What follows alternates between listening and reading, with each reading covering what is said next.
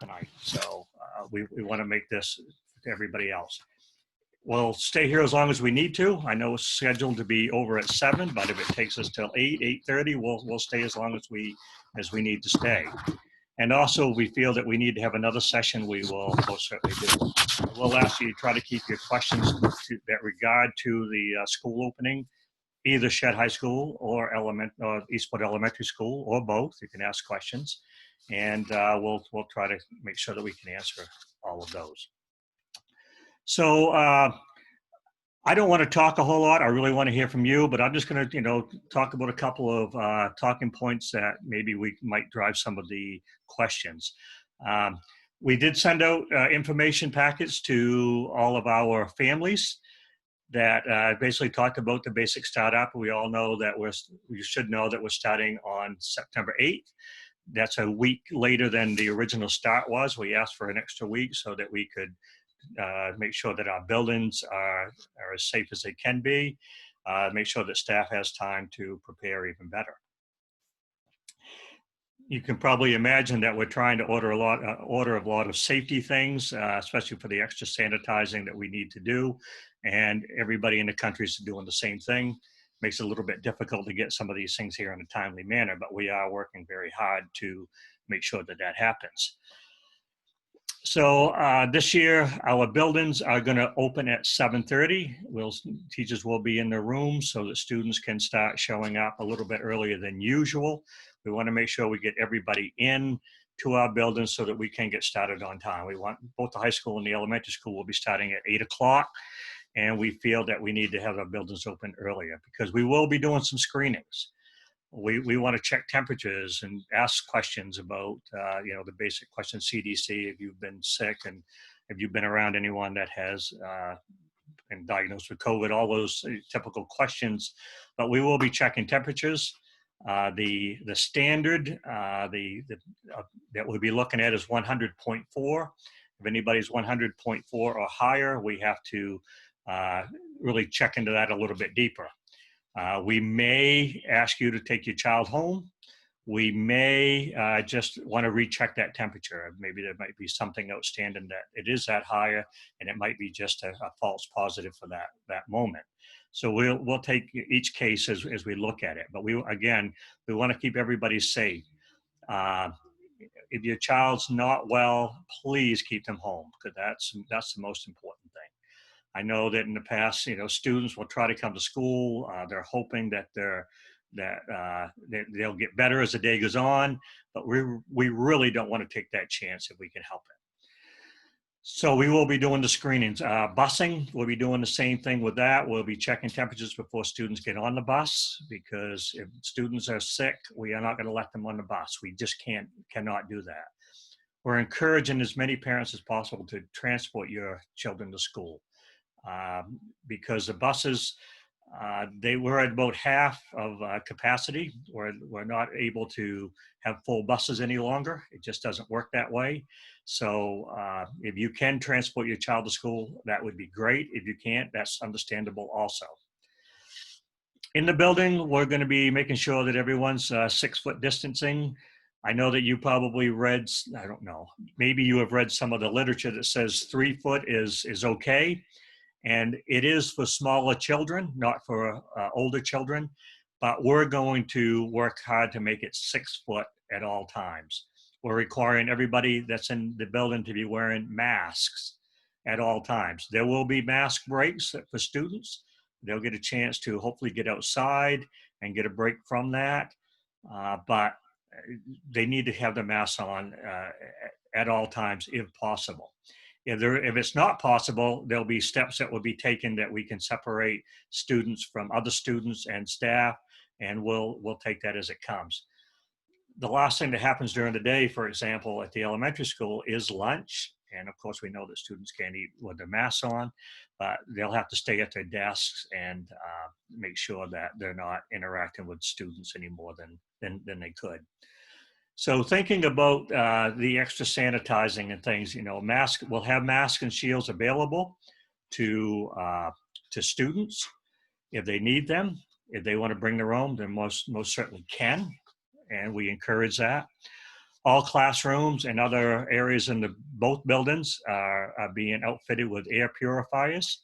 These purifiers are, well, I don't know what the percentage is, but it's a very high percentage of keeping allergens and things out of the air. So we have done a lot with that. We're looking at deeper cleaning. We have purchased some fogging machines that will be deep cleaning done at night. Our staff is being trained in the use of these. They have to be by the guidelines of the CDC. So they'll be trained in the extra cleaning. We'll have staff on duty all day that will also be doing some extra cleaning. We actually are hiring an extra custodian for days just to get us through this year to help with the extra cleaning. We have also purchased hand-free water bottle filling stations that people can fill their own water bottles. The fountains will not be open, so that we encourage that there will be cups available if students don't have a water bottle, though we will have water bottles there for students that want one and weren't able to bring one, or they forgot it at home. So, but we encourage you to bring their own water bottle if possible. We've also installed metered faucets so that if a student does use a bathroom, what is a push down faucet. You've seen them maybe in some of the rest rooms and some convenience stores and things, where you push it down and it will shut off automatically, so that people do not have to touch the fountain again after the faucet again after they have washed their hands. We've also added no-touch paper towel dispensers. We also have desk shields. All students that have a desk will have a three-sided shield that's being made in Calais, actually, at Down East Glass. They're making those for us. They're made of plexiglass. They are clear, but again, trying to help with the separation for students. And there's going to be extra signage around, with 6-foot distancing to make sure that everyone can kind of follow that the best that you can. Some of you may be asking, how are we affording all this? We did receive some pretty generous funding, both CARES Act funding, which is federal monies, which is helping us to hire the extra custodial staff. And also, we're also going to be hiring a remote learning coordinator, which is going to help with the remote learning. And I'll talk a little bit more about that in a little bit. All students, they'll be in their own classroom all day except for their breaks. They'll have their own desks. Everything that they own will be in the desk. They won't be sharing any kind of materials. Everyone will have their own materials. We have purchased extra pens, pencils, crayons, all of those type of things. If you want to bring your own, that is perfectly okay also. But again, bring for yourself, not to share with other students. One little difference this year, the pre-K kids, we're going to be sending them home as we always have at 11, but we're going to feed them before we send them home. The meal at the elementary school is, as I said earlier, the last thing of the day. That will happen at about 1:15 or so, in the 12:30, 1:15 range. Students will eat, and then they will be excused with their parents or put on buses, or if they have walkers, then they'll be leaving at 1 o'clock.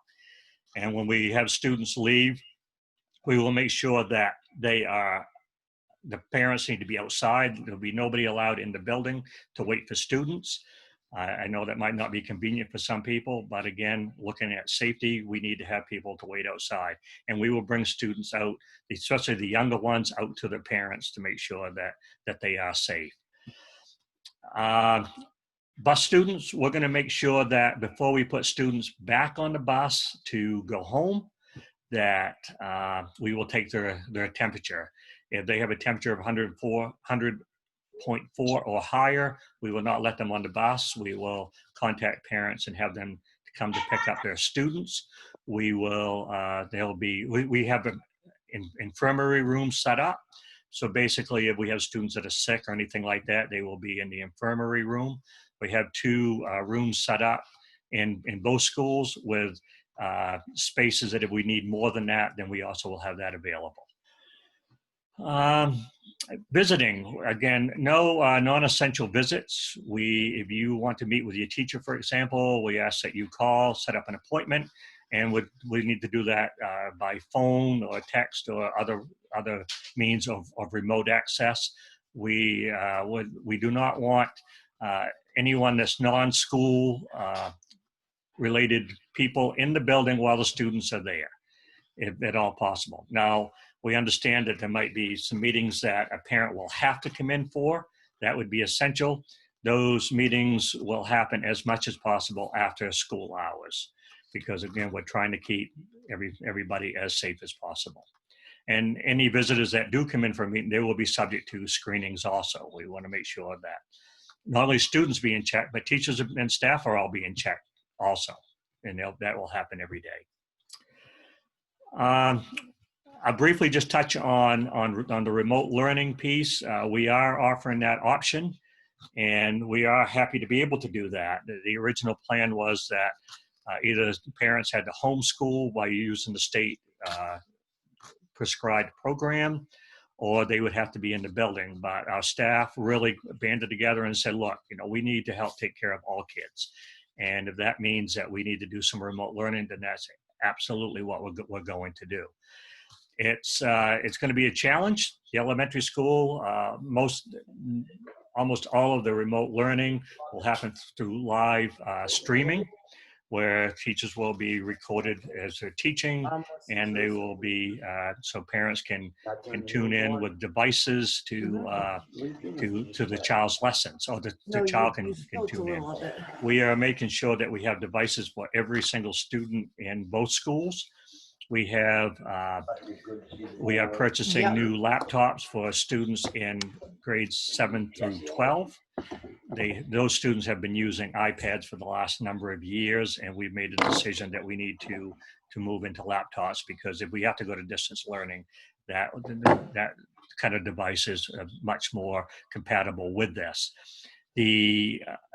So we'll have laptop devices for every student from grades 1 through 12. The kindergarten and pre-kindergarten will all have iPads that they will be using. I think the literature all says that tablets seem to work better for those younger kids. So we will have all of those there. Again, we're going to have a remote learning coordinator that will help work between the student, the parent, the technology person here at our school, and also with the teacher. So that person, so if a parent is having some troubles, we'll have the contact information for our remote learning coordinator, and they can act as a go-between. That doesn't mean that your teacher will not be talking with you. We're going to make every effort that we can, but it might not always be as timely as we hope if we have a number of people that need help. So that's why this coordinator is going to be a very important piece for us. At Shedd High School, there's going to be there's a combination of how the remote learning is going to happen. Most of it will be our pre-recorded teaching that students can watch most any time.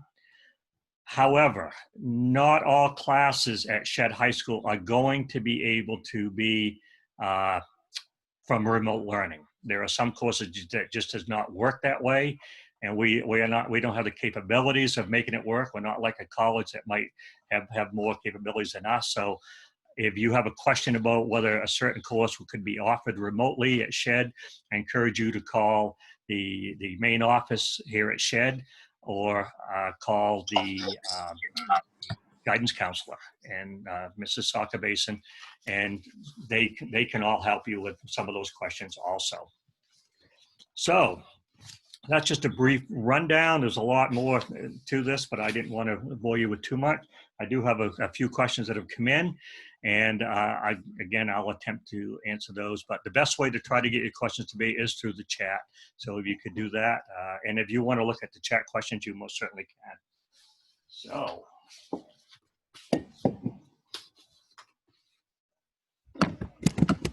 So first question, can EES students be dismissed as walkers before lunch? Absolutely. We want to make sure that we don't want to force lunch on anybody. If a parent wants to come and take their child before lunch, we ask that doesn't happen before 12:30 though. That the instruction is going to be going out at least till 12:30. 1:15 really is more ideal than 12:30 even, but we could go back to the 12:30 if we really needed to. So absolutely, they can be dismissed as walkers. If the parent approves that, or the parent needs to pick up, so they're a student. We'd ask that probably if students are walkers are old enough to walk on their own, we would probably probably we would need to have a note from home in our office so that we can better monitor that to make sure that it is okay.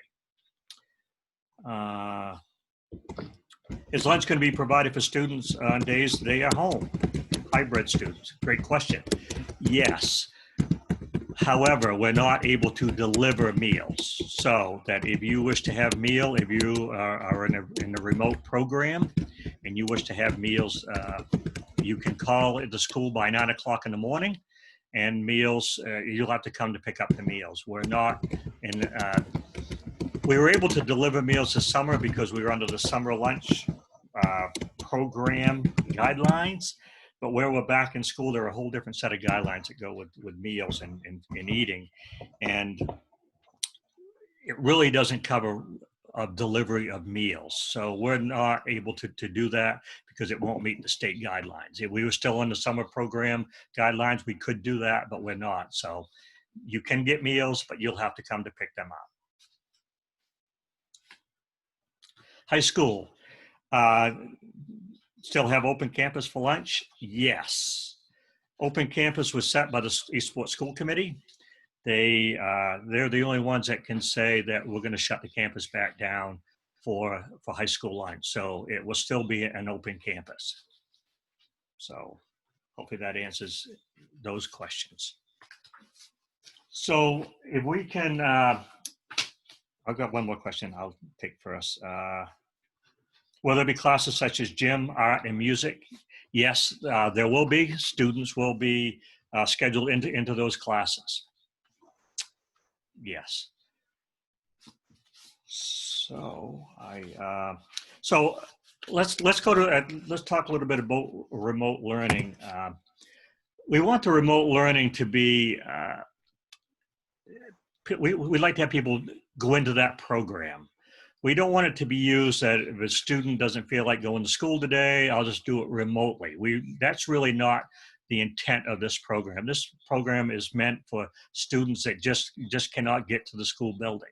We don't want it to be in today, out tomorrow, back into today. And we don't want to work that way because we don't feel that, that's really putting a lot of extra burden on staff and also for the students that are in the school.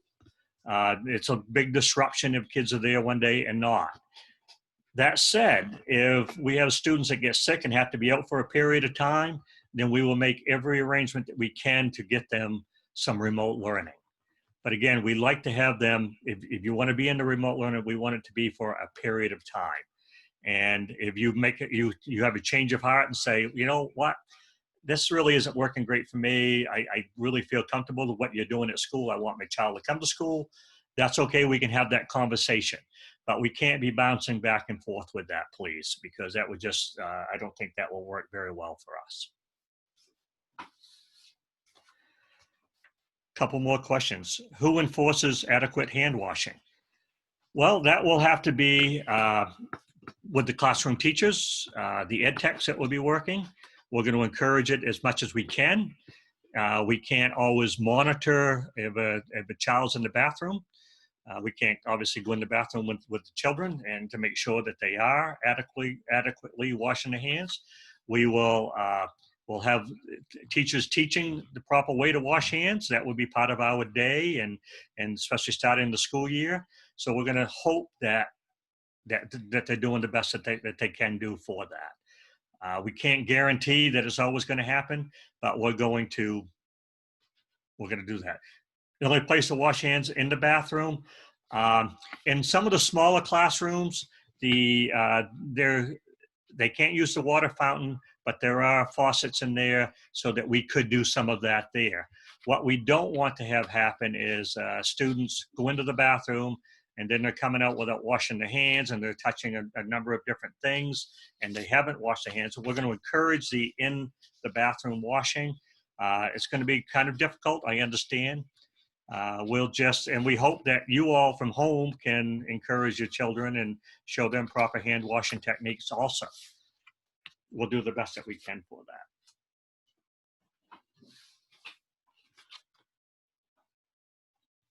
Will there be with staggered drop off and pickup, will there be assigned times for those who, I guess I need to get. Oh, will parents be assigned times for transport? No, I probably won't get that far with that. I think that hopefully with everything, we can get everybody out in a fairly timely manner. It might take 5 minutes here and there. I think what we had hoped for was that parents would stay in their vehicles, and they could drive up one at a time. And as the child comes out, we'll see whose vehicle it is. We'll get the children out and try to move it along as best that we can that way. Not an ideal system, we understand, but this is this will not be that easy to do. But hopefully, with time, that it will all work out.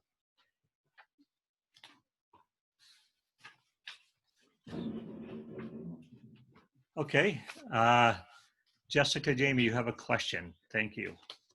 Go ahead.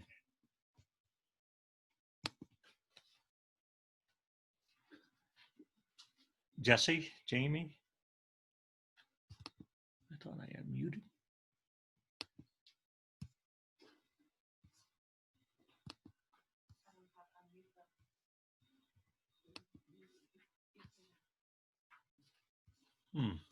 Let's Paul. try this for a minute. Yes, let's. Her question is coming into me privately, so that's probably why you can't see it. Okay. So the question was, will all students and staff be required to wear a mask? Also, if a student or staff member becomes sick with COVID-19, will the school I'm sorry, I'm not hearing you very well. Okay. Can you hear me now? Try it. Okay. It says, will all students and staff be required to wear a mask? Also, if a student or staff becomes sick with COVID-19, will the school be shut down, as this is a small community with about 1,300 taxpayers? Yes. The answer to that question is yes for both of them. All students and staff are required to wear masks and or shields. Shields only if they're proper shields. They have to cover over by the ears and completely down below the chin. But it doesn't take the place of a mask. We really are encouraging both masks and masks for sure, and shields if they're proper shields. Will the school be shut down if there's an outbreak or there's a report and things? And the question is yes.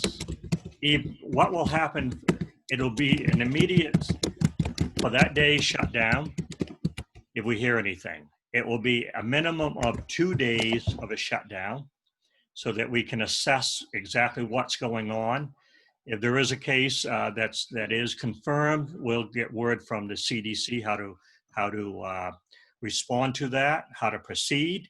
But at a minimum, we'll be shut down for 2 days for extra cleaning, and also that we can assess what we need to do next. It might be a longer period than that, but a minimum of 2 days. I hope that answered your question. Okay, so she said, what precautions have been set in place to protect staff and children? I'm not quite sure I understand that question. Precautions, you mean as in cleaning and separation of 6 foot separation, making sure that all desks have they have plexiglass coverings. Students will only be able to go to the bathroom one at a time. If we're outside to take mask breaks, students still need to remain at least 6 foot distancing. A new guideline came down today about phys ed classes, which I thought was quite interesting. Again, we get new guidelines all the time. This is brand new, is that the recommendation now with phys ed classes is that students are at least 19 feet separation, haven't even had a chance to discuss that with Mrs. Mahar yet, because again, I just found that out this afternoon. So we're going to work everything we can in order to make sure that we get the separation. Hopefully that answers it, and if not, I can try to answer it better.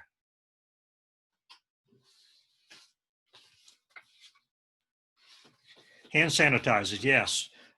We have hand sanitizers. We have more than we've ever had. There'll be multiple bottles of hand sanitizer all around the school, all through the schools. We got a large shipment of all kinds of protective devices, PPE, from the state. We're talking thousands of pieces of PPE. Hand sanitizer, we have gallons that we can refill, bottles and things, but they are in excessive abundance all over the school. Will Zoom be used on flex days? Flex days are the high school. For those that might not know, the high school schedule, we're going to have half our students in on Mondays and Thursdays, the other half on Tuesdays and Fridays. Wednesday is going to be set aside as a flex day, which will be a combination of a number of different things: Zoom meetings, direct phone calls with students, all of those type of things. We're not 100% sure if Zoom's going to be our means of communication. It could be Microsoft Teams. We're meeting tomorrow with a representative from a learning management system. Most of you have seen Google Classroom that got used last year. We're looking at something a little bit more robust than that, something that may be easier to use, but also can offer more. We need to see what platforms that can work with that program. I won't tell you the name of the program because we haven't locked in with these people yet. We're actually looking at a couple of different programs. We actually looked at 3 different programs. The first one we looked at was going to be about a $10,000 a year fee, which we obviously can't afford. But so we need to find out what can be used. Is it going to be Zoom, Teams, GoToMeeting? So I'm not sure exactly what method that will be, but there will be some form that will be used with all remote learning or any kind of hybrid learning.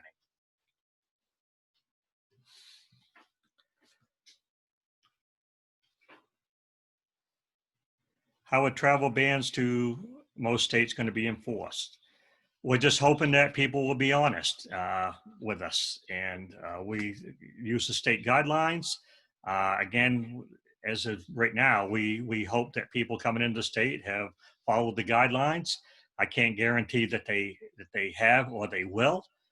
We're asking people, and we hope that that they will follow those rules so that we can be open.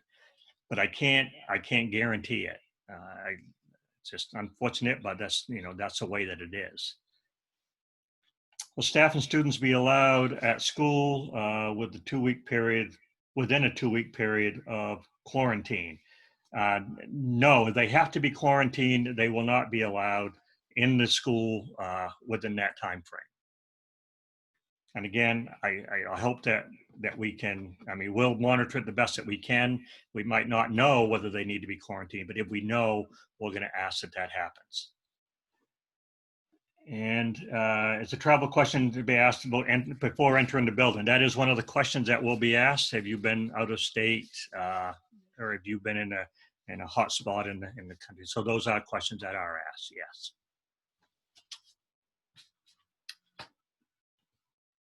Any other questions? We still have quite a few coming in.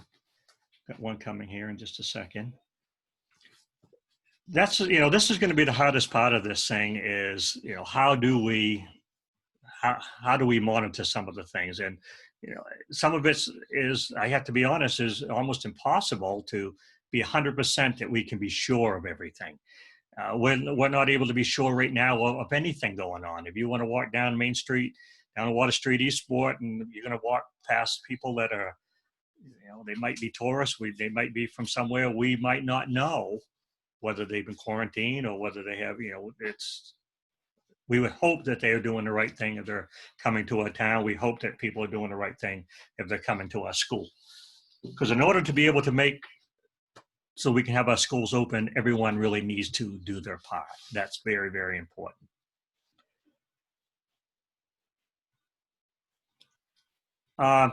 Will there be a separate question and answer meeting regarding sports guidelines, etc.? We could do that. I could answer a couple questions right now if you want. I am fortunate I get to serve on the state Maine Principals Association committee, which governs all sports and other activities in the state of Maine. And we actually have another meeting again next week. We've never met during the summer before. I've been on this committee for going on 7 years, and this is the first time we've had summer meetings, but there's been a lot going on. And what's happened in sports is that the MPA, which is the Maine Principals Association, they have a committee. It's called Sports Medicine.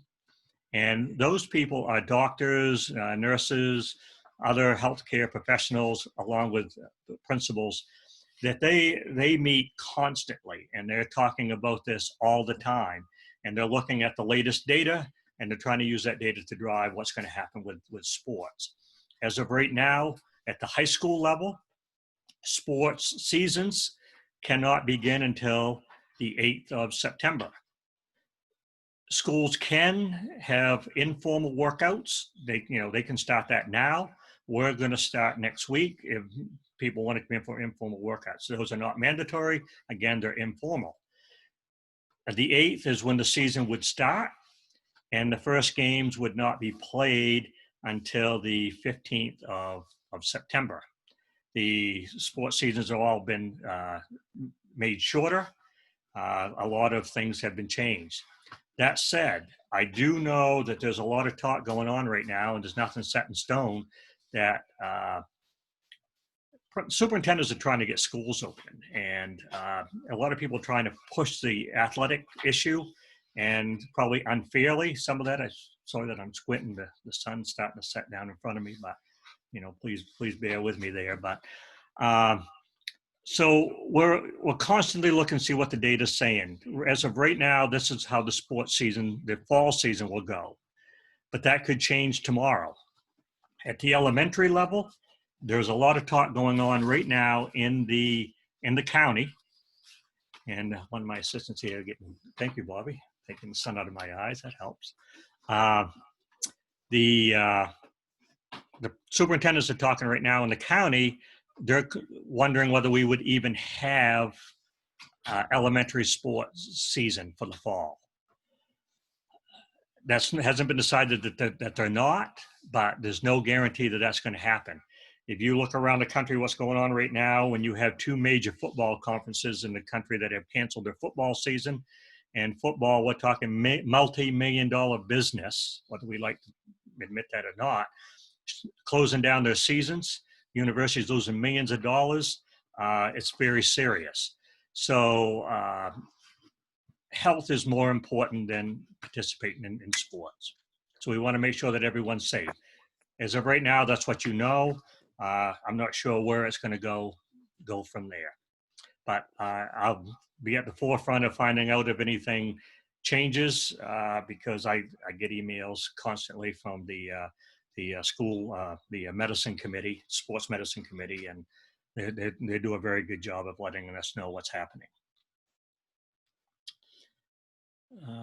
So the community will be at risk. Children are breathing on each other. I'm not sure this has to do with sports or just students coming into the school building. I'm not sure. Anytime that if you have contact with anybody, there's always a greater chance of this disease or any disease spreading. We understand that. That's why we're trying to take every precaution that we can to keep everybody safe. Can we guarantee it? No, we can't. We just hope that everything that we put into place can kind of minimize the chance of things happening. That's contact. We're going to we're going to keep meticulous logs of students, of their day, if a teacher takes they want to take their class outside, for example, for a lesson, maybe they can go and look at plants or something like that. That will all be logged. Any interaction they might have with other students that's outside of the classroom, that will all be logged. Who's in school, not in school, we'll do an extra thorough job of who's there and who's not there. At the high school, there are more students moving in the building because they will be going to different classrooms. We're going to make sure that we're logging every single thing so that we know who's having contact with whom during the day. And we'll just try to minimize that the best that we can, but we will have, we'll be meticulous in everything that we do in keeping all of these, all this information in one place.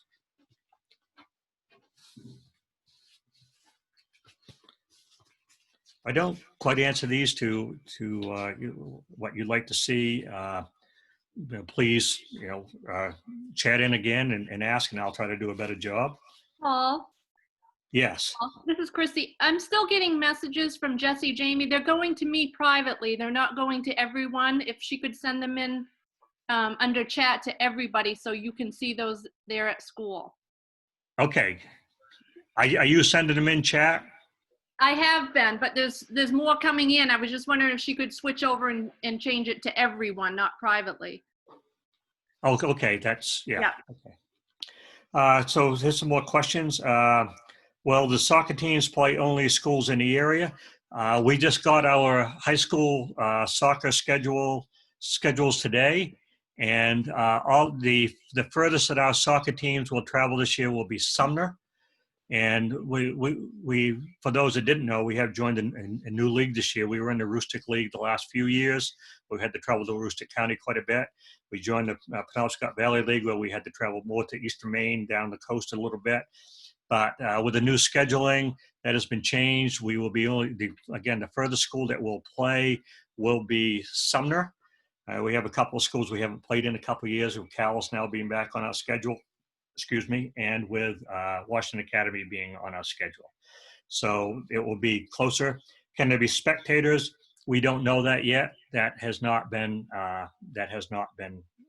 asked, it's been asked, but it hasn't been answered.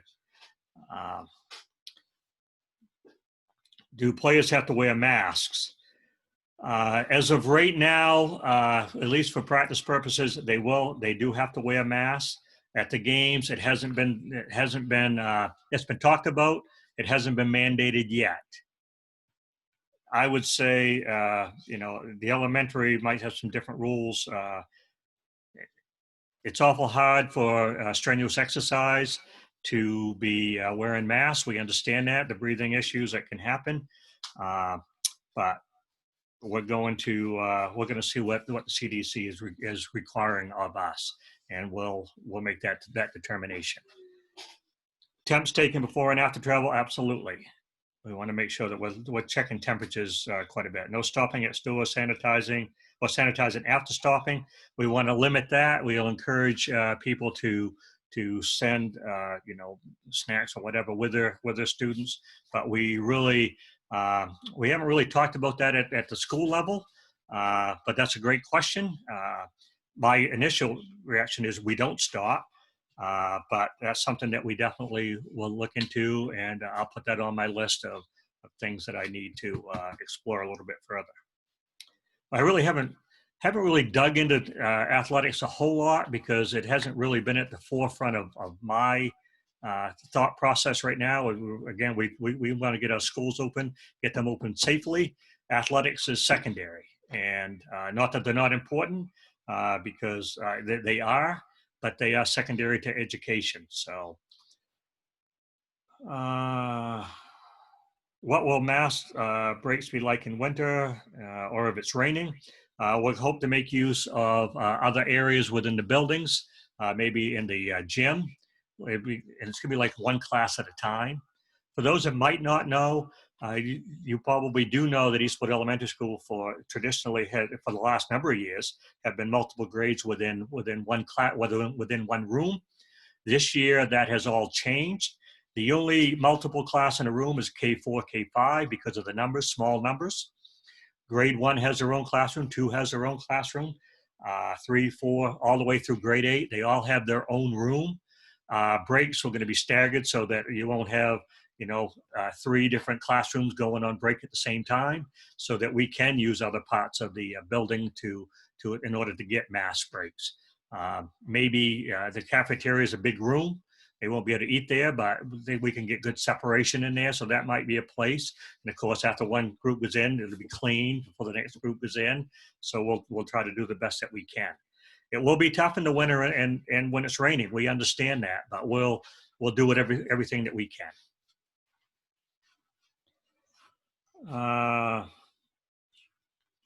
What is the point that the schools will shut down again and go full online?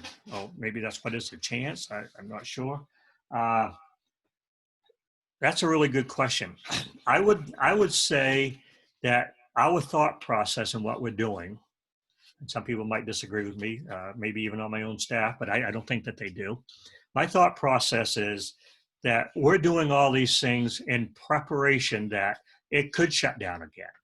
Now, we know when we had to shut down in the spring, this was tough on everybody. It was tough on the kids. It was tough on the parents, the grandparents, tough on the teachers. And we did the best that we could to get through it. We weren't prepared for this, have not been prepared. We're hoping that we're better prepared. That's why we are putting things in place that we do a better job with a Google Classroom type of thing with learning, trying to do something a little more robust. Making sure that I think you'll see within some of the classrooms, if a teacher's teaching a class for the students that are remote learning, that the students within the classroom can even take part that way. That it's good practice for them to even understand this, so that if we do have to go out for full time, that we are a lot more ready and can better learn that way, and teachers can teach better that way.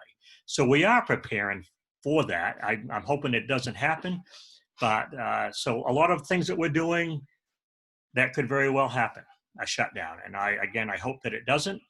But if it does, I think we're going to be a lot better prepared than we were last spring.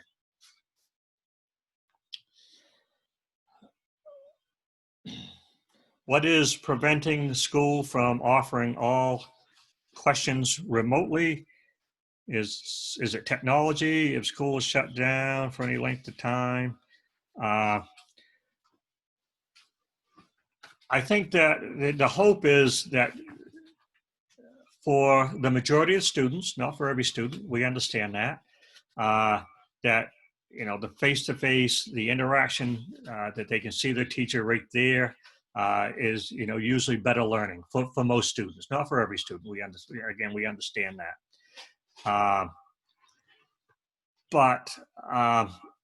So we want to be able to offer that if we can, but also be prepared that if we can't. So we don't want to close down right now because we want to get students in. We think it's important. It's important socially, even though they can't have as much interaction as they used to have before. We understand that, but at least they get a chance to see some other kids and things like that. And I think that's important for the that social piece, because school isn't only just about academics. School is about the social part.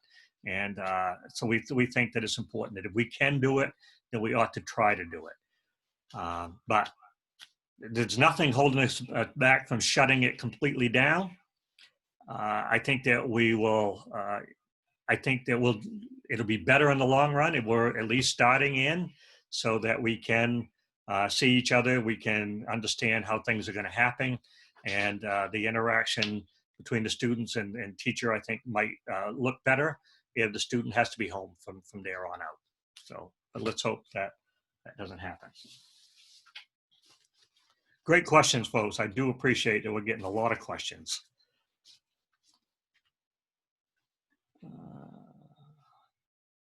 So what is the plan now? I realized there was no plan back in the spring. So I expand a little bit what I just said. The plan is, let's go back to the spring.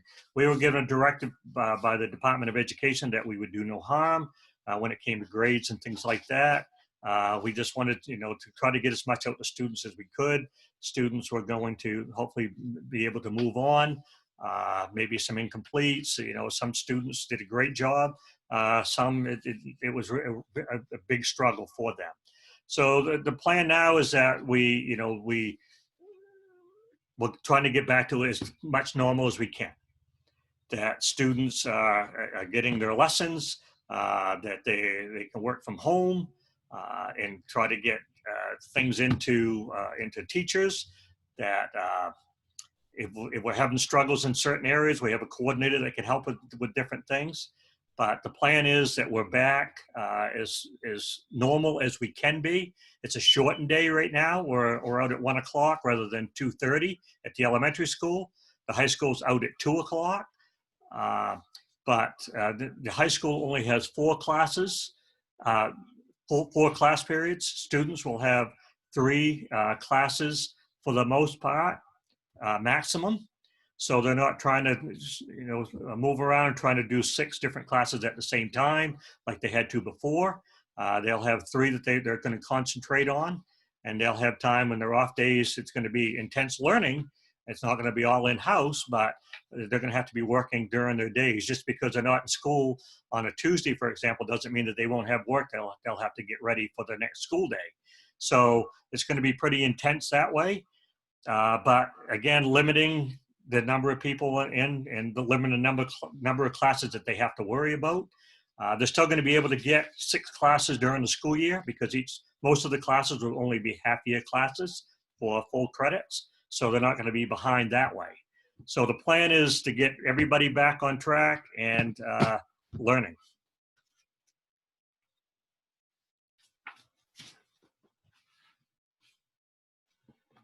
Okay, I think I answered that one.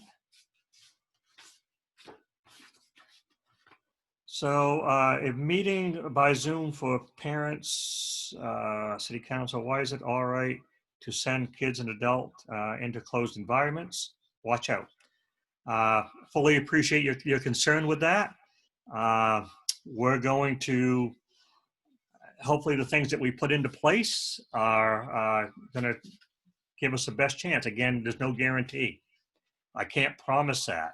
The only thing I would say, if there is a concern and if you really need to have your child at home, we're going to offer them the best education that we can, and we'll do what we can.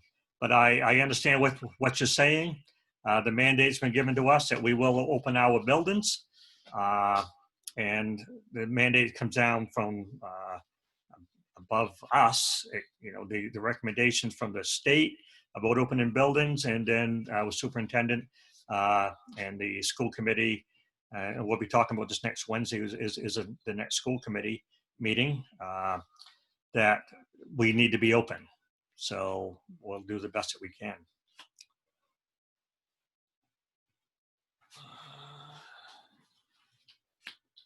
Do I think sports is a good idea with crowds? Not really. Especially if we're looking basketball season when people are inside. Soccer, I think that we could get separation maybe enough to, if people do things the right way, families being 6 feet apart from each other. I think it could work. I'm really concerned because I'm not sure that, you see it all the time. People are out and they're not social distancing or physical separation and things like that. That's happening. So personally, I think that I don't think it's a good idea. I think it could work if it was managed right, but I wouldn't bet that would be part of it. What we've heard for some summer programs and some that there were parents showing up to some workouts happening in different parts of the state. I'm not sure around here if it's done it, where there was some coaches working with students, again, not mandatory workouts, but very informal. Like, for example, if a student had a soccer ball, they had to be out on the field and they couldn't even pass a soccer ball to a teammate or anything. They had to use their own ball. And there were parents showing up to these practices or these workout sessions just to watch the kids participate. And some schools had to shut down, allowing parents to even come in for that because they weren't doing what they were supposed to be doing. So the monitoring it is not easy, and I'm not sure how we're going to manage it. So that is something that we're going to have to work harder with, and really think deeply about that. So.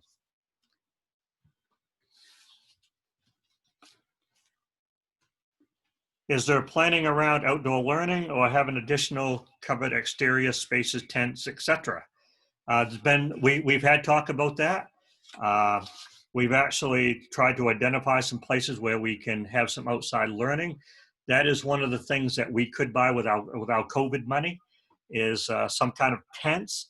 Our problem that we're worried about, to be quite frank, here is the wind blows on top of this hill, seems like constantly. Trying to get a tent set up and keep it set up might be problematic. Maybe it could be, we have talked about possibly putting a permanent structure up that you could have a tent that could be covered and then you could uncover it.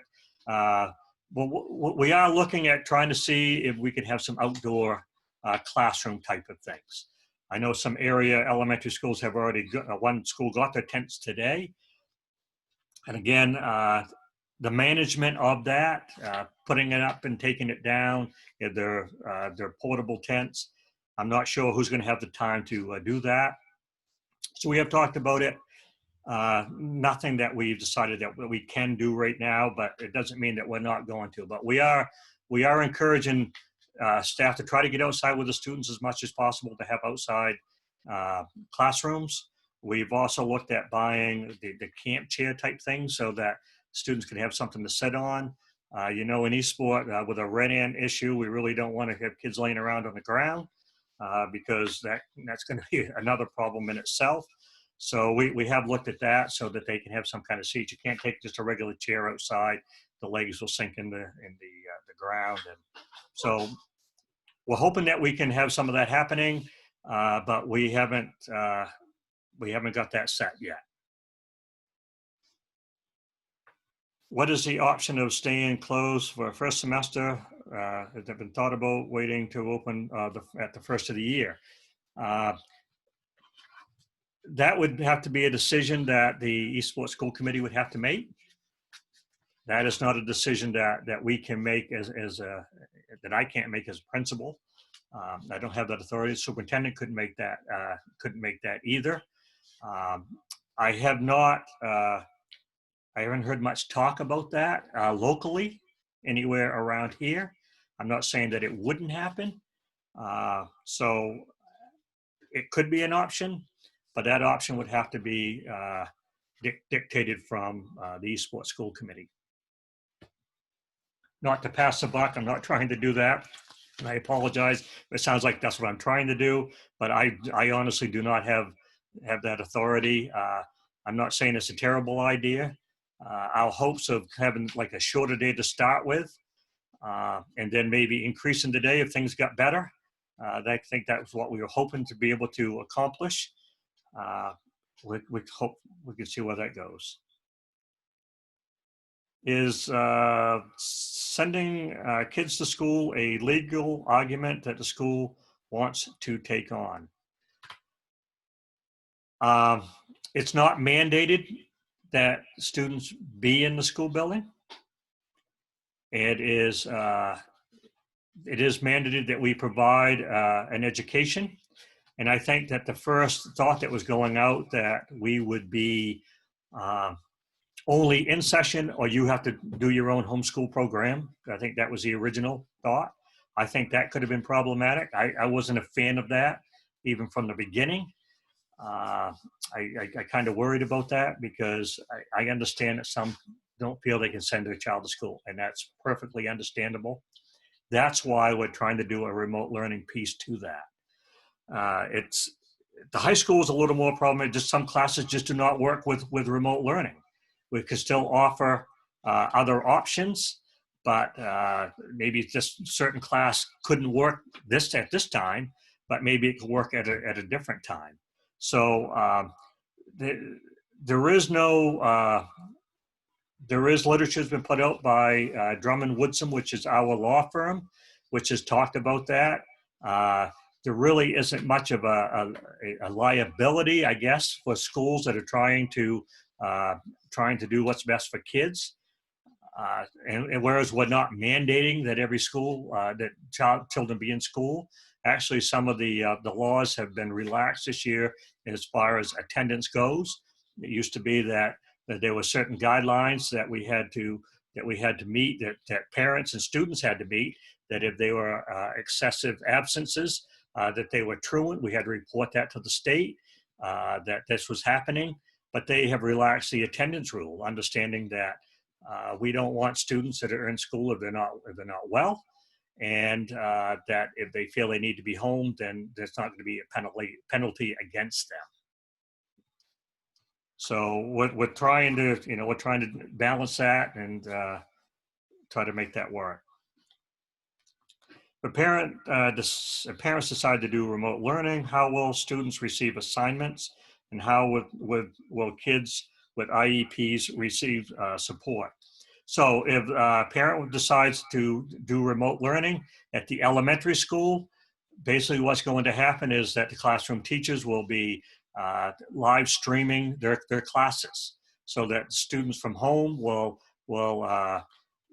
tune into their classroom at the required time with a device that either we can provide and we will provide, or if you have a device at home that you would rather use, as long as it's capable of meeting our of working with our technology.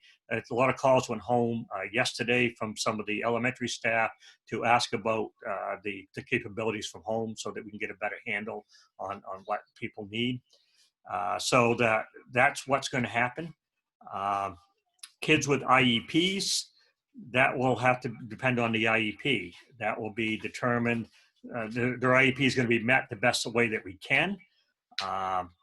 And that's, I can't talk about the legalities of that. That's really a special services thing.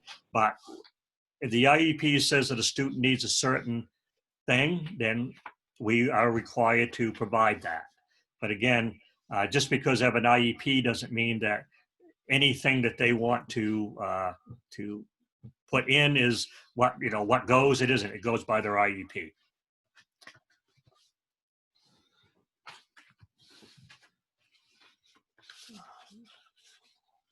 Did you let Bobby know? I think we have someone else waiting.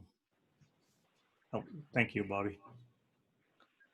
Have extra safety precautions been figured into shorter school day? Actual learning time will be significantly shorter. Yeah, absolutely. Yes. The safety precautions, have been built in. Again, separated classrooms. There won't be multiple classes anywhere, so that each room does not exceed the limit of the room size, so that we can make sure we have 6-foot distancing. So that's why we had to do the separation of rooms. The teachers actually will have more time with the students especially in the grades 3 through, with all the grades, but the 3 through 8 grades, whereas we have each teacher teaches their own subject area. It's not multiple type of things, so that they actually will have more time to be teaching like 3rd grade math. The 4th graders aren't going to be in the same room at the same time. They're going to be with doing 4th grade English, for example, or they might be doing in social studies and sciences. We have our high school teachers. They have a little more time in their schedule now. We have the 8th grade English will be taught by the high school English teacher, a high school English teacher. Social studies will be taught, 7th and 8th grade social studies will be taught by a high school social studies teacher. 7th and 8th grade science will be taught by the high school science teacher. So we did this so that we can keep students separate, and teachers can have more time during that time slot of teaching of more direct instruction. they can give them the whole period without having to shuffle back and forth between students. So we feel this is going to be better. We also know that in the first and second grade that we're going to be able to separate them out better with reading and math. So we've really already talked about doing all of those things, and social studies and science also. So we feel that they're actually going to get maybe more time with the teacher individually without having to share time. I don't know if you've ever been to a multiple grade classroom. The teachers do a wonderful job of it's a juggling act of how to, you're giving one lesson to one group and then another lesson to another group, and you're working back and forth. You're not going to see as much of that now. So we think they're going to actually get more. It might be shorter time periods, but we think they're going to get more instruction while that's going on. Hope I answered that. You got one? In a health emergency with this pandemic,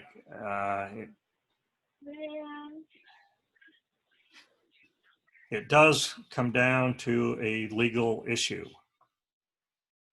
Asking for a comment, I guess. Okay.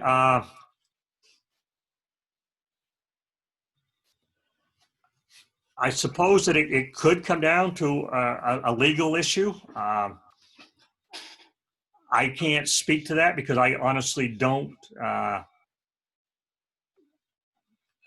think I don't know what that legal issue is going to be. I guess there is that possibility that if we had an outbreak, then obviously, as long as we're doing the best that we can to keep everyone as safe as we can, that's what we're going to try to do. Again, we can't guarantee, we can't promise. We're going to be open, and I really don't know how to comment on that. I can't say that that I'm not worried about it. Of course I am, absolutely worried. But that's really a school committee decision, and we hope that with the state guidelines, the state said that we are a green rated school, that we can be open. We are allowed to be open for everybody full time all the time, which we're not going to do that. We're really shortening the school days or separating out the high school students and doing those type of things. We feel that's what's best for our students. So we're just going to do the best that we can. Sorry to dance around that. I really don't know how to give a better answer.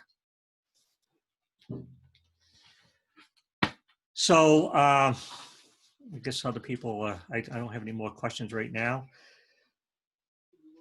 I do. We've got some coming. So again, this is tough stuff, and I do appreciate that.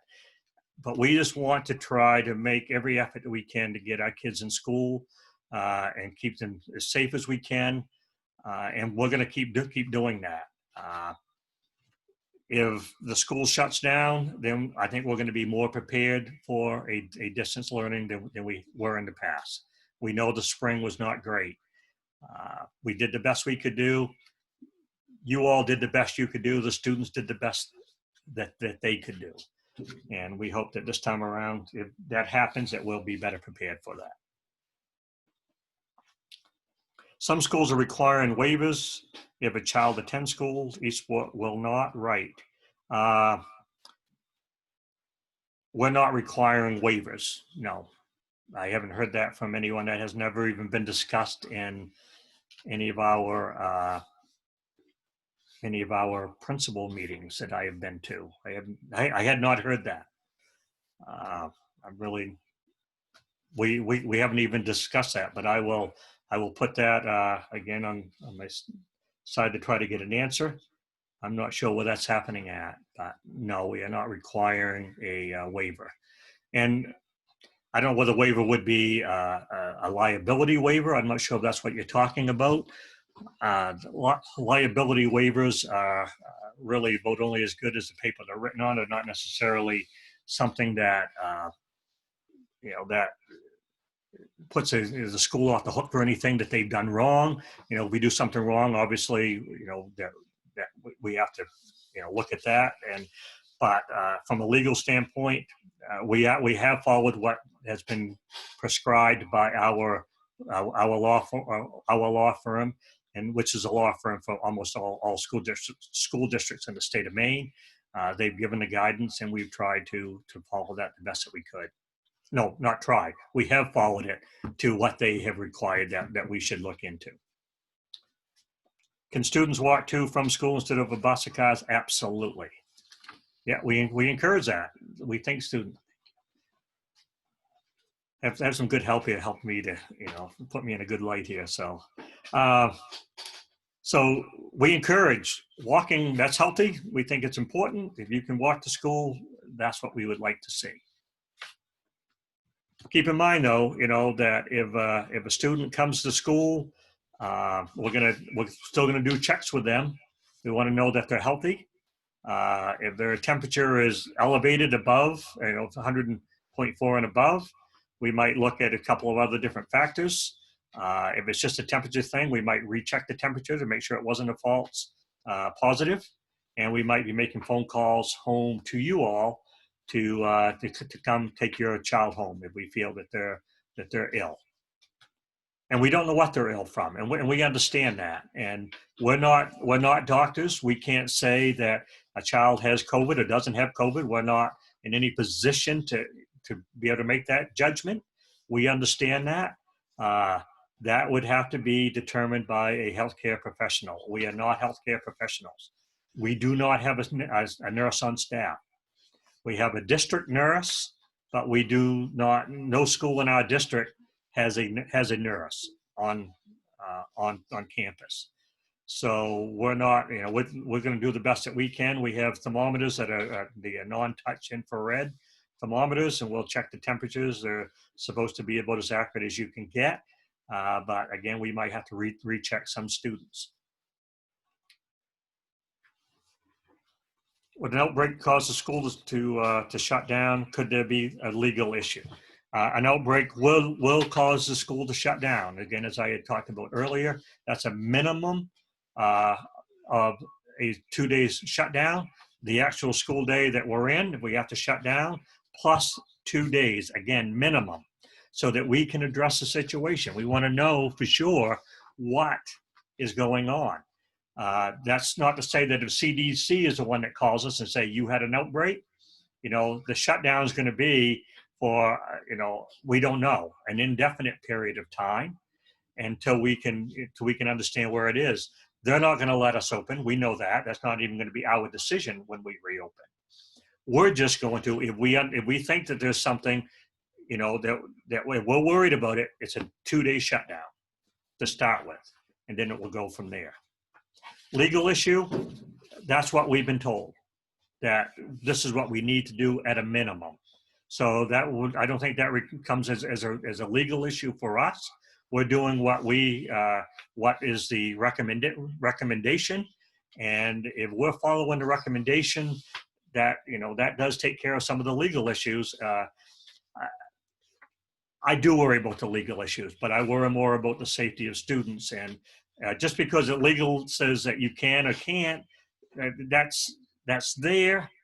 I can't operate thinking about that all the time. Again, the safety of the students is paramount, and we'll make sure. So I understand people want to talk about legal issues. That really needs to be taken up with the people above me. Again, not to pass the buck, but all I can tell you is that we're going to do what is supposed to be done, and we hope that that the legal issues are not going to come at us. And if we're in violation of anything, then I'm sure that there could be other problems. But again, recommendations that we're doing are on advice of our counsel, and if you want a copy of that document, please either email me, and I can get a copy of that for you and send it to you, and you could take a look at that. So.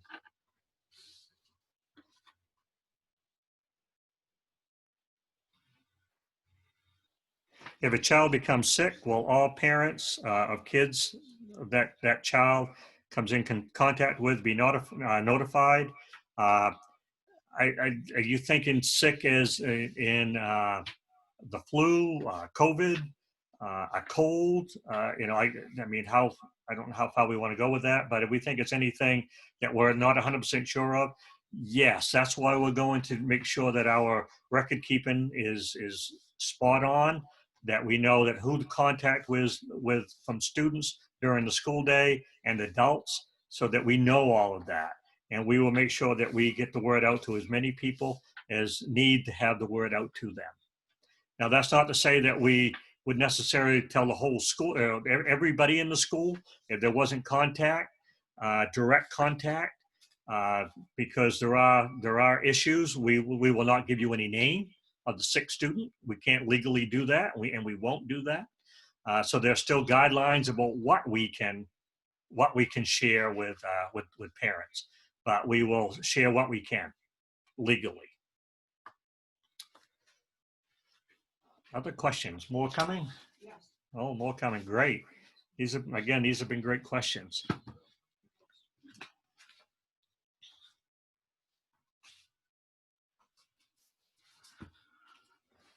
Thank you.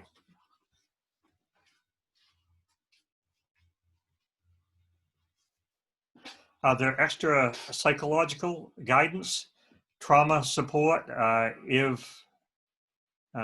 for needs this year? That's a great question.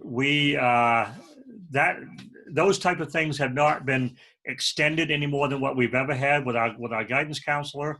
We do have some counselors that come to school. We have not taken that, but I will definitely look into see if there's a possibility of how we can extend that. But I will ask that question. I don't have an answer for you right now beyond what we already have.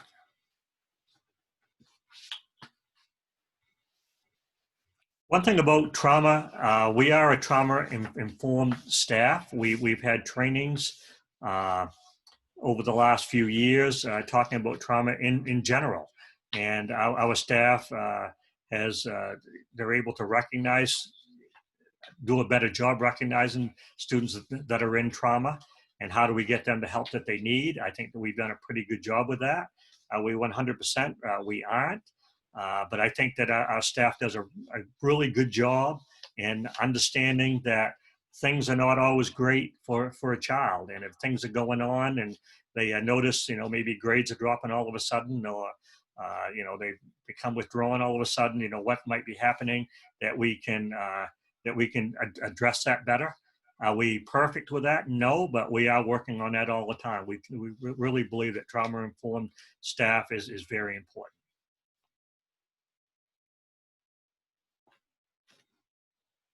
Other questions? Okay.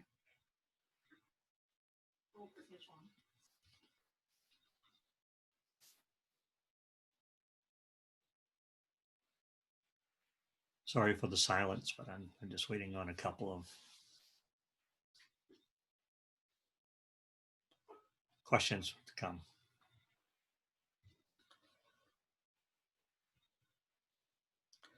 I will say that if you are thinking about keeping your child home from school and want a remote learning program, that ask that you call the school that your child in, whether it's Eastwood Elementary or Shed High School, and let us know of your intentions. If you wish to do a full-blown homeschool program, which is by the state, you'd have to talk with the superintendent's office, and you can go on the Maine Department of Ed website, and the guidelines are there for homeschool program. So those things do exist. So if you do have that interest, I encourage you to contact the superintendent's office and the Maine Department of Education. We have for years had a number of students, not a great number, but over the years we've had students that have been in homeschool programs. Understand that if you are in if you want to be in a state approved homeschool program, we'll just give you a little bit of background on that, but you want your student maybe to take part in one or two things that our school offers. For example, I can tell you that over the years, we've had some homeschool students that wanted to take chemistry, for example. Their homeschool program that they were in really didn't have a good chemistry program. Those students might come into Shedd High School just to take chemistry. We've made that work. We've had students at elementary school, they might want to come in for a gym class, or they might want to come in for art, or they might want to come in for music. We've always made that available because, you know, we're still there for students. So a state run homeschool, a state approved homeschool program doesn't mean you can't take part in your school's education in some parts of it. So that could happen also. If a child attends in person and then opts for online, can that transition be accommodated? Yes, it can. We would hope that if that happens, that it's not a bounce back and forth. You know, today I want to be in, tomorrow I don't, the next day I do, the next day I don't. So we want to make sure that that we accommodate you.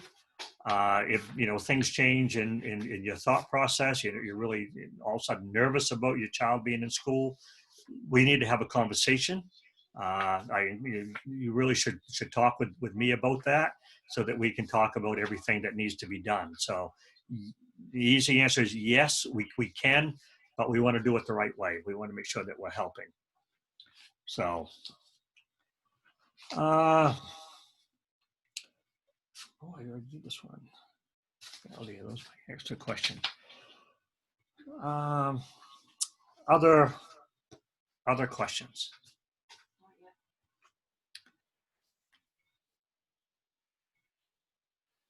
As always, we're here to help our students. We want to keep them safe, and we want to keep our staff safe. You know, it's very important. You know, we're I know the saying, and I hate to do something that everyone talks about. We're all in this together, but we are, and we're going to work just as hard as we can to make sure that your child is safe every single day. And can I guarantee that everyone's going to do the right thing? Unfortunately, I can't. I'm hoping that we can, but we're going to make every effort to keep everybody safe. And we want your child to be in school, but we understand that they can't, and that's perfectly okay.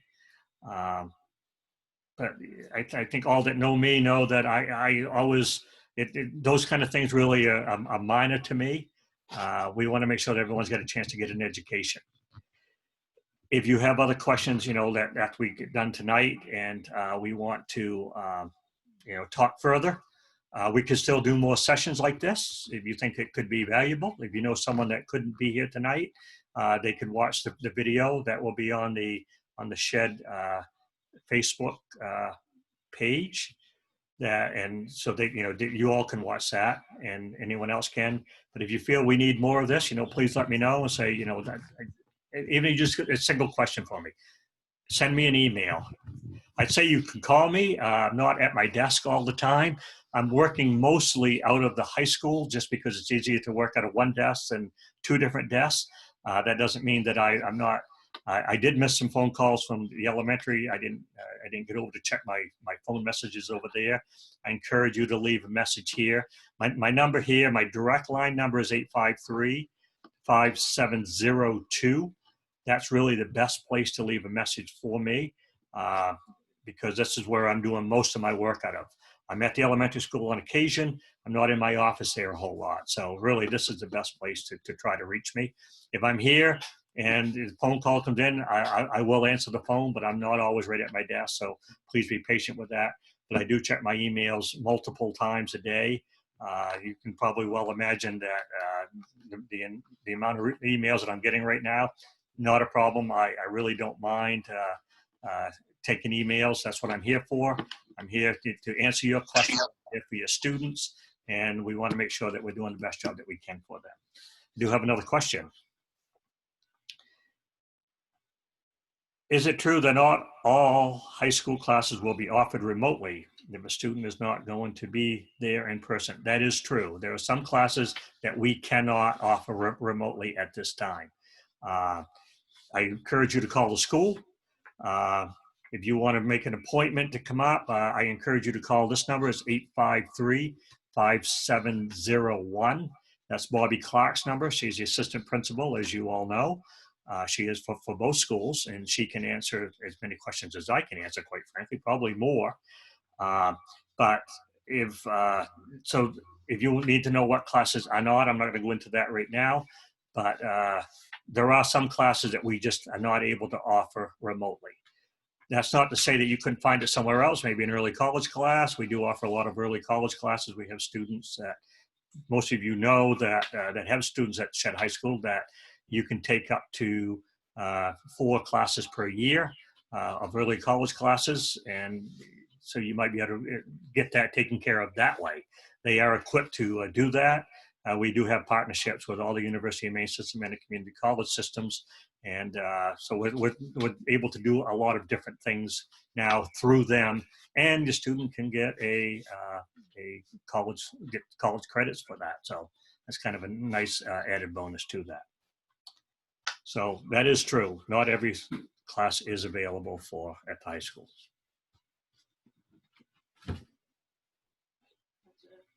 No other questions? We're closing in on 7. I'll stay here till 7 if I get more questions, and I'll go beyond 7. We'll go as long as we need to go.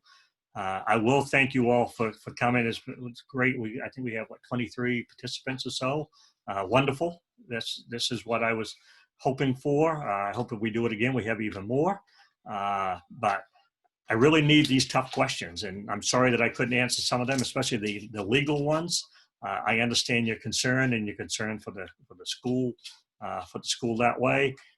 But we are in constant contact with every school in the state is with the law firms, and so we're making sure that everything we're doing is legal by the book. And again, that aside, if it's the right thing to keep kids safe, that's what's most important. And I won't worry about the legal side of it if we're taking care of kids. It's really going to come down to your help, though. In order to keep the schools open, we really need the assistance of the parents and the students. When we say that masks are mandatory. If a student's in school refuses to wear a mask, they're going to have to go home. We know that some families really don't buy into the idea of masks, and that maybe that it's, that this is not as dangerous a thing as everyone thinks it is, and masks, it's only superficial whether it can help or not. Our school policy will be that you need to wear a mask, and I know it's a very simple thing, but if they won't, they're going to have to go home. Visitor wants to come in, I have a right to come into the school, see my child. No, your child can be brought out to you. And I'm not trying to set a hard line here, but I need you all to know that you all can make this work. If you're not willing to do your part, then maybe we can't be open. And I hope that's not going to be the case. I don't foresee that happening, but I felt I needed to say it. Again, safety for everybody. I do have another question. If sports don't allow fans, will they be live streamed?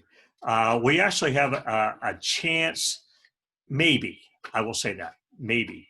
There is a company out there that's run through the National Federation of High School Sports, and that is a group that handles all high school sports throughout the whole state, and throughout the whole country. I don't mean state. And they have a chance that we could get a camera system that could be set up on our fields that can do it. Again, finding someone that could run that could be problematic. So that is a possibility. We might be able to do it just with our own technology here. But if we could do that, we would definitely try to make that happen. That would be a great goal. I like that question. Because you all want to see your kids play. We understand that. So we are closing in on 7. If you have any more questions, please try to get them in If I don't get any more within the next 3 or 4 minutes, and we'll probably sign off for tonight. Again, encourage you to reach out to me any way that you can, 5702-853-5702. Email me. Call Bobby Clark at 853-5701. Registration is happening for high school students now, Monday through Friday from 8 until 4. And again, call Bobby Clark to set up an appointment to talk about that. Starting next week, we'll be having registrations, and if any new students, really registrations for new students. Laura Jean will be back in the office next week. There is a little more time for that. It's a little different than the high school. The high school, we have to schedule you for classes and things like that. So there is a little more involved there. At the elementary school, it's pretty much, you know what class you're going to be in. That's where it moves towards. So thank you very much, everyone, for joining us tonight. If I think we need another one of these. If I get a lot of calls, a lot of questions, and then I will schedule another one. I always check the Shed Facebook page. That takes care of both elementary and high school. Missy Mitchell takes care of that. She does a great job with that, and we appreciate all the work that we do. And I'll thank my assistants that have been here to help keep the sun out of my eyes, so that it might be a little more easy for you to look at me, and not easy to start with, but that's okay. Thank you all for joining us, and we all set out the other office? No more questions. Oh. There was one that somebody asked about the Hipaa, the health information. Okay, someone asked about HIPAA health information. We do need to make sure that we will follow the HIPAA rules. That's why that if we would not make any names available to the general public about whether anyone is who might be sick. That information cannot be shared. The only information we might be able to just say is that we have to shut our school down for an evaluation. We really won't be able to give out any more information than that. And I know everybody wants to know who, what, why, when, and where, and we can't answer those questions necessarily. So we will make sure that everyone's private business is private business. Okay. Thank you all. Have a great evening. Good to see you, Ms. Zinni. And thank you all for coming tonight. Yes, someone has mentioned school board meeting next Wednesday night, 6 o'clock. It will be on a Zoom meeting. If you want to attend that, we'll make that available. And we will be in the house also. We'll be meeting in the library like we always do. We've been out for quite a while. We've been doing Zoom meetings, but we will be in session. And just so everyone knows, I don't have a mask on tonight. Everyone has been in separate rooms, so we're all separated so that we might not have a mask on, only so that you can hear us and everything. So, but we are maintaining our distancing, and we're making sure that we're all safe. So please don't think that we were being unsafe here tonight. So thank you, and we'll see you all soon. Take care. Have a great night and stay safe.